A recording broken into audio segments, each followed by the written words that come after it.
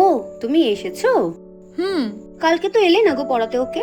আসলে কালকে তো সেই সময় প্রচন্ড বৃষ্টি নেমেছিল, তাই আর আসতে পারিনি। কিন্তু পরে তো পাশের বাড়ির তিয়াশাকে পড়াতে এসেছিলে।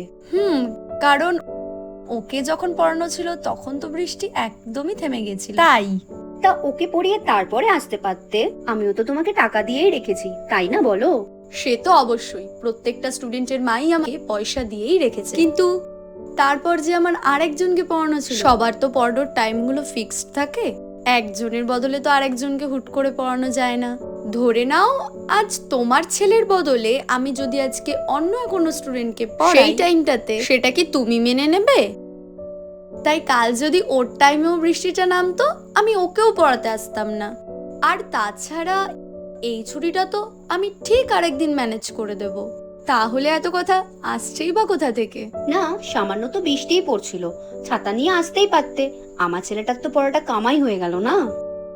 প্রথম কথা, বৃষ্টিটা যদি খুব কমই পড়তো তাহলে আমি নিশ্চয়ই ছাতা নিয়েও পড়াতে চলে আসতাম। আর দ্বিতীয় কথা, একদিন না পড়লে নিশ্চয়ই ও পরীক্ষায় ফেল করে যাবে না। ও সরি, আমি তো ভুলেই গেছিলাম, আমি তো টিচার। বৃষ্টি হোক, ঝড় হোক, জল হোক, যা খুশি হয়ে যায়, টিচারকে তার জীবনের ঝুঁকি নিয়ে হলেও পড়াতে আসতেই হবে। কারণ একটা দিনও একটা স্টুডেন্টের জন্য ভীষণ ইম্পর্ট্যান্ট, নইলে সে আর বিদ্যাসাগর হয়ে উঠতে পারবে না। আসলে তুমি কথাটা কিন্তু একদম ঠিক বলেছ। পড়া কিন্তু একদম কামাই করা উচিত নয়, সেটা টিচারের কারণেই হোক বা স্টুডেন্টের মামা বাড়ি যাওয়ার কারণেই হোক, তাই না?